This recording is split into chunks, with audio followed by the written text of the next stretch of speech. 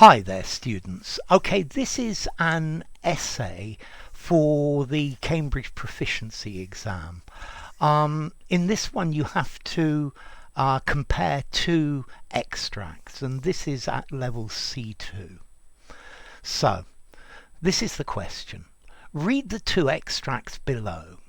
Write an essay summarising and evaluating the key points from both texts. Use your own words throughout as far as possible and include your own ideas in your answers.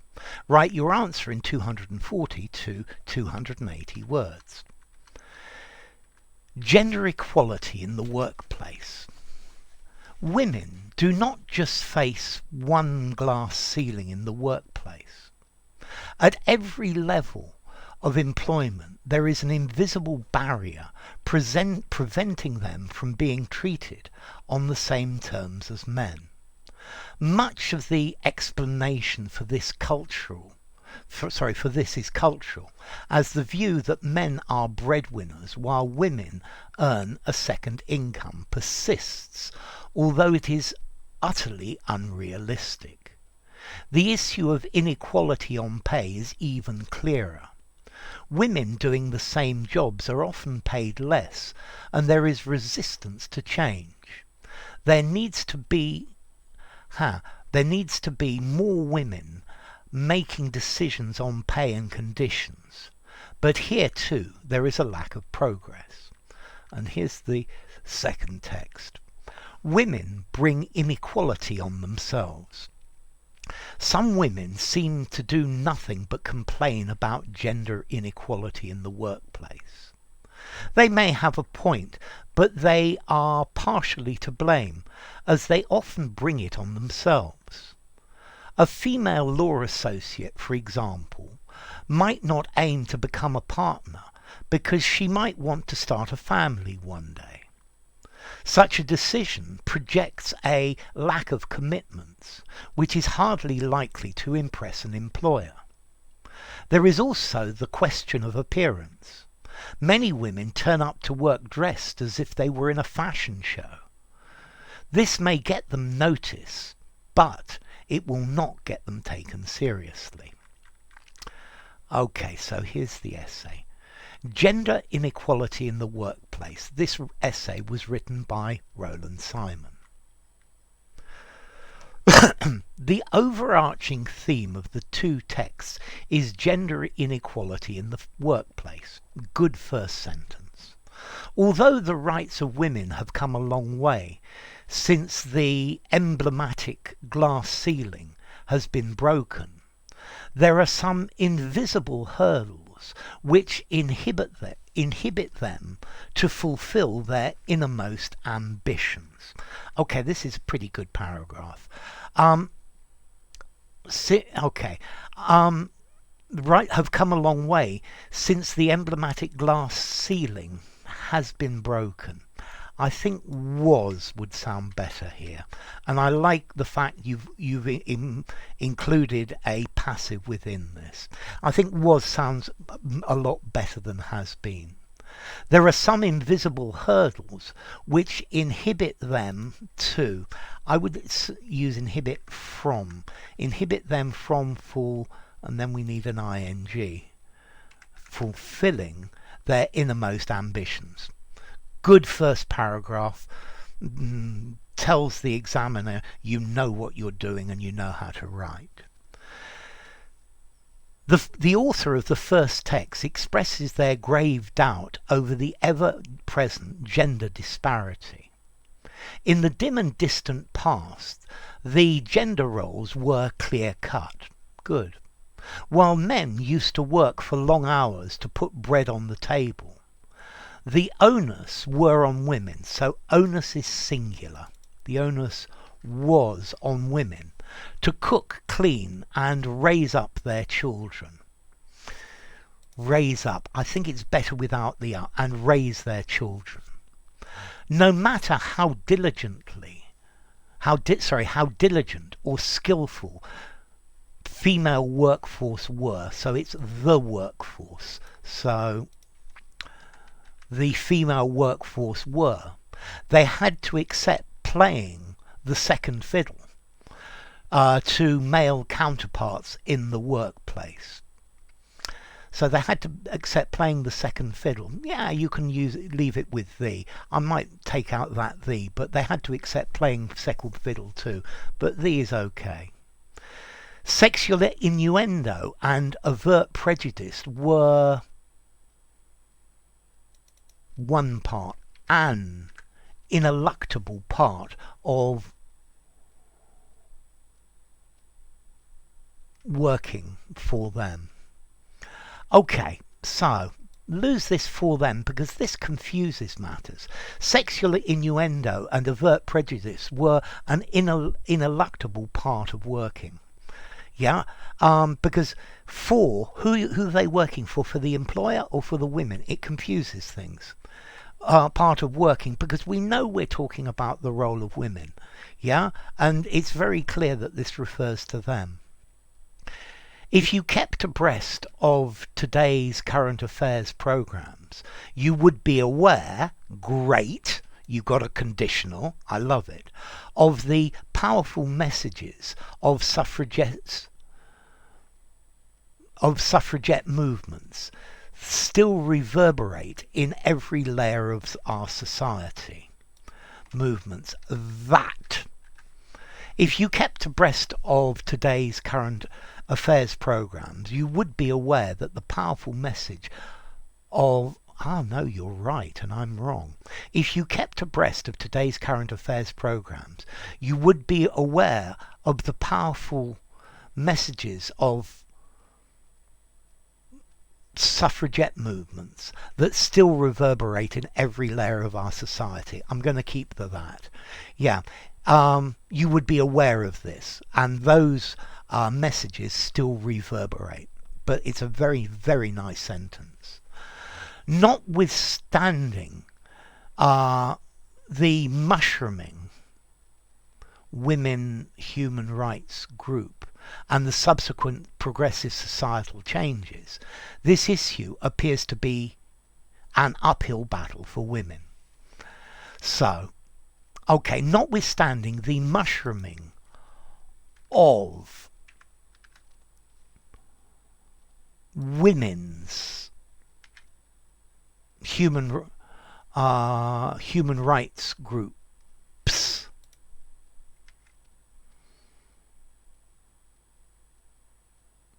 notwithstanding the mushrooming of women's human rights groups and the subsequent progressive societal changes, this issue appears to be an uphill battle for women. Why some women earn less than their male counterparts who are at the same echelon of their positions. Okay, so you want it to be a question. Why do you need that? Why do some women earn less than their male counterparts who are at the same echelon? Echelon is talking about positions, and it's very clear. Of the same echelon at work. Yeah, but you could just put at the same echelon. You're doing really, really well, Roland. This is really good so far. The writer of the second passage feels empathy with women, but they disparage some women's attitude.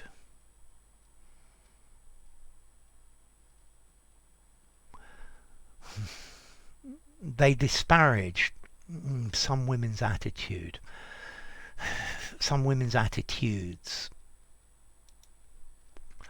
The writer of the second passage feels empathy with women, but disparages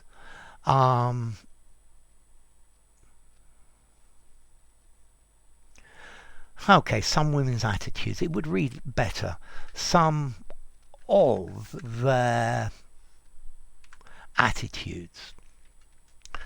They are often accused of, so you need an ing, shedding crocodile tears in order to get ahead in life, without the concomitant part of hard work. That's a very good sentence. So sensitive is our society. Well done, you got the inversion. So sensitive is and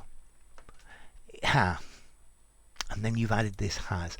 So sensitive is our society, has become, that women are tempted to make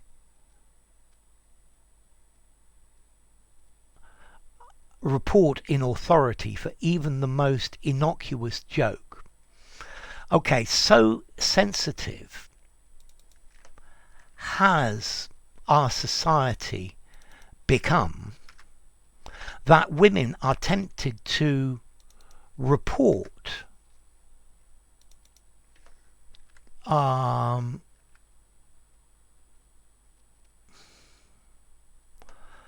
people to the authorities. That women are tempted to report even the most innocuous joke to the authorities. Are attempted to report even the most innocuous joke to the authorities. To all intents and purposes, female workers have fallen victim of their own success. I love this bit. Suffice it to say that the pendulum has swung back. Lawyers think twice prior to choosing a female law associate. Okay, prior to choose. To me, prior to choosing, very definitely, a female law associate, because she might want to have a family.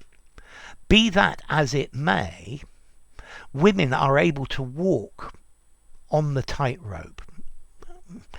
Normally we not to say to walk the tightrope of their,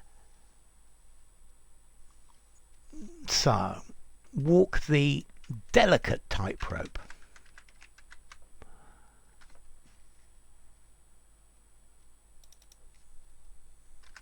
of their business and private, so women, lives, due to the technological marvel. Due to the technological marvel. I would probably say the marvel of technology. The technological marvel. This works, but it sounds better to the marvel of knowledge. Moreover, some women draw attention of others with their flamboyant sartorial style. Love the word. So, draw attention. You could draw attention. I think attract sounds better. Draw is okay. Attract attention. We don't need to say of others. Moreover, some women attract attention with their flamboyant sartorial style, which is obviously incongruous with the working environment. If successful business moguls of the bygone era, okay, the specific one that's gone by, or any of them, the is okay, A is better, had not worn appropriate clothes during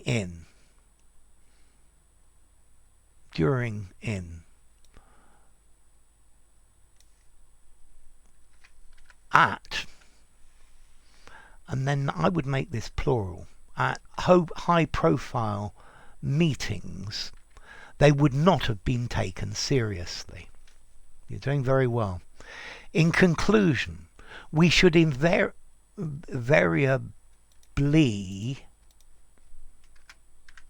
ask this perennial question: what should be the paragon of society?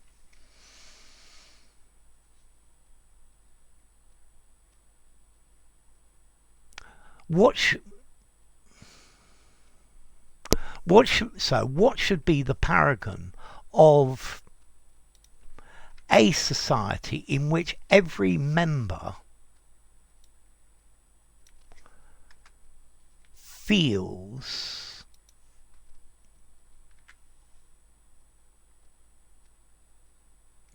themselves worthy? In which every member, singular, feel themselves worthy. I know, okay, every member, but themself is talking about the individuals. What should be the paragon of a society in which every member feels themselves worthy?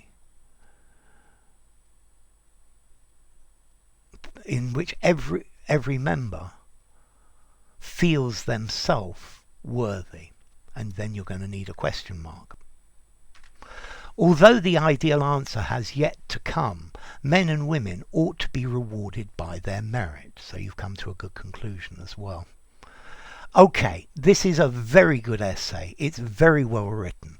You've answered the question very clearly. You've done that very well. You've got a wonderful range of vocabulary.